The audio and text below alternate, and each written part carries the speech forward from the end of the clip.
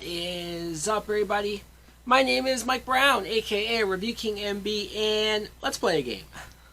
I want to play a game because I got a code to do a free month trial on HBO Max. So I've been going on there, just browsing through, seeing what they have. Honestly, I'm not all that impressed. But I saw this movie that it's been years since I was a child did I last see this movie. So the game is, does this film still hold up? Will a grown-ass man who's watching this movie still enjoy Dunston Checks In? This is a 1996 film that was directed by Ken Kwapis? Something like that. Well, the plot is we meet these two brothers, one in particular, the youngest son, Kyle. He is upset because his father, played by Jason Alexander, is the hotel manager, and he's all about his job. He has canceled family vacations. He can't get the family time that he wants ever since his mom died, blah, blah, blah. So this British guy checks into the hotel, and come to find out he's a criminal! And he has this monkey that he has with him to steal belongings and jewelry and rich items from people. Kyle figures this out, figures out that he uses the monkey to do it, figures out that he abuses the monkey as well, so he tries to stop him. Now, this film does not hold up.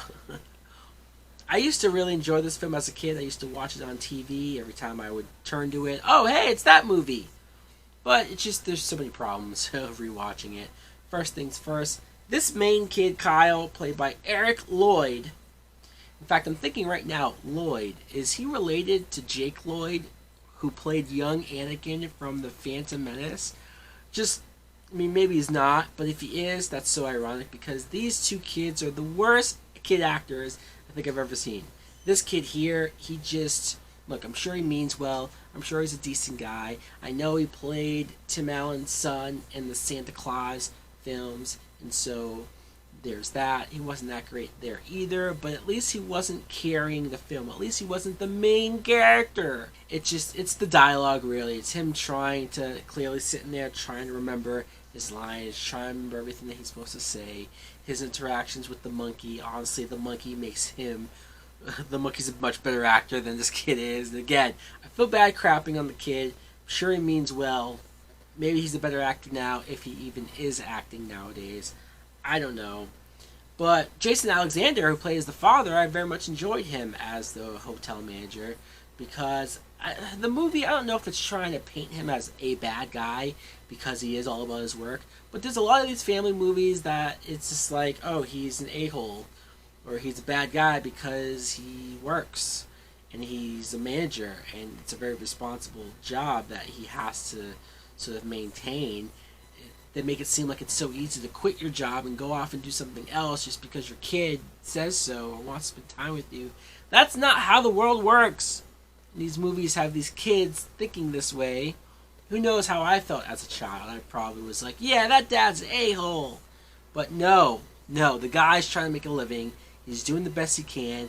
Honestly, these two kids are doing some of the messed up things that would get anyone else fired. I mean, come on, guys. You're messing around in the lobby. You're messing around with the hotel guests. You're doing all these things that are making me rip my hair out. I can't imagine Jason Alexander ripping out whatever hair he has left. But, again, I guess I sympathize with him the most. The brother, Brian, played by Graham Sack, he wasn't that great of an actor either. I mean, he only had a few scenes, so it wasn't like that glaring. But his character is just, he gets annoyed of his brother, and he tries to hit on and talk to every woman that walks into the hotel. I mean, he has to be like 15 years old, if not 4. I mean, he's young enough to where it comes off weird and kind of creepy. He's going up to these older women and trying to hit on them, or trying to peek into the room where they're getting massages and saunas. I'm like, dude, that's gross.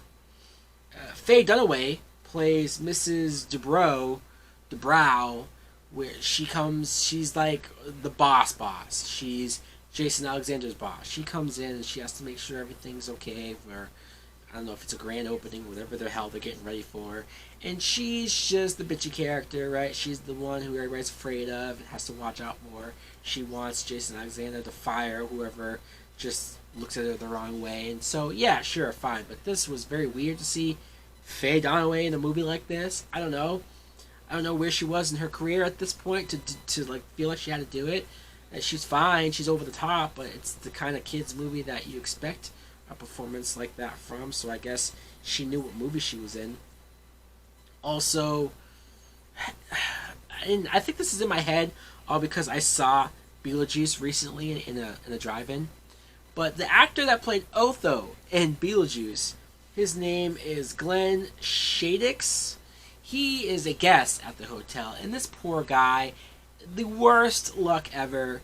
And usually for a movie like this, you would do this for a character that's an asshole, a character that deserves it, a character that you don't like. So whenever something bad happens to them, we laugh or we think, haha, he deserved that. With this, though, like, he didn't do anything. He's minding his own business. He has his dog, and the kid lets the dog jump off of the roof and could have killed him. Luckily, he landed in a dumpster and just got dirty. And then at everything, though, the monkey is like touching a woman's dress at her legs. The woman thinks it's him, so she slaps him. I think the monkey pitches a girl in the butt, and then she turns around and slaps him. So many things. He gets hit with a tranquilizer dart and passes out on top of a cake. Like, this guy, the very end shot of the movie is the monkey throwing a coconut at this guy's face. For what? What did he do? He's not one of the villains, people. This movie has like 3 villains. Not only do you have Faye Dunaway, you have the British dude, Lord Rutledge, played by Rupert Everett. He's a little hammy, a little over the top, but again, it's a kid's movie, so I'm not going to hold that against him. He's a villain, so he's fine. I guess he's rich. Like, people know him, and they are aware of him as a rich guy, but I guess he gets his riches from stealing from people, I guess. And they show that Dunston the monkey had a brother who they imply was killed by this guy, so that's why he's forcing him to do whatever he wants to do. It's just whatever. Honestly, whatever. You have this guy acting goofy, running around looking for the monkey because the monkey runs off, doesn't want to do this anymore. He's also chasing after the kid because the kid's trying to help the monkey, and so he's just having them run all the way in different rooms and hallways and the mail room and all these things that are just okay, fine, cool beans. Paul Rubens, Pee Wee Herman, plays an animal control guy who it seems like his main goal is to kill the monkey. So that's why I'm going to say that he's villain number 3. So especially at the end of the film, when you have all these characters running around and chasing after the monkey and doing everything that they do, it's chaos. And maybe that's why I liked it as a kid. It was loud noise, lots of stuff going on. But the biggest problem, not just the kid being a bad actor or all of these characters and actors that you know are better or in these roles and they're overacting and doing what they're doing. But this monkey's annoying. He's annoying. He's doing so many things that come off as assholey or just like, well, of course the British guy abuses him. I'm not condoning animal abuse. I'm joking, people. I'm just saying the monkey's annoying, and the monkey knows when he's being a dick. The monkey knows when he's doing things to get under people's skin, and he does it on purpose over and over again, and then he'll go around to innocent people in the hotel and do things to them. And like I said, make poor Otho, look like an asshole. I mean, it's ridiculous. It is. There's a scene where he's in the gym and he's trying to work out. God knows he needs to lose some weight and do some stuff, right? So the monkey comes in, and the monkey drops the weights on him, and he falls over the thing, and he could have died! But no, we're supposed to laugh, ha ha, because it's a monkey who did it. Not the poor man who fell over the weights and almost crushed his skull. Anyways. Look. The movie's whatever, honestly. You can put it in front of a child, and they're going to enjoy it because it's a monkey. It's a monkey! So it's easy, I guess, on that little brain of a kid that I used to be. So again, it works on that level. But as an adult, it's very all over the place. It's very dumb. It's very goofy, but not in the fun ways that I remembered it. It does not hold up, in my opinion. Mine alone. Maybe you guys disagree. Maybe you guys grew up on this movie and still enjoy it to this day. Let me know in the comments below, where do you stand? Does Dunston Checks In hold up? This could be a fun little series that I do every once in a while with an old movie that I enjoyed as a kid, but you watch it now and woof. Thanks for watching. Like, comment, subscribe. Later!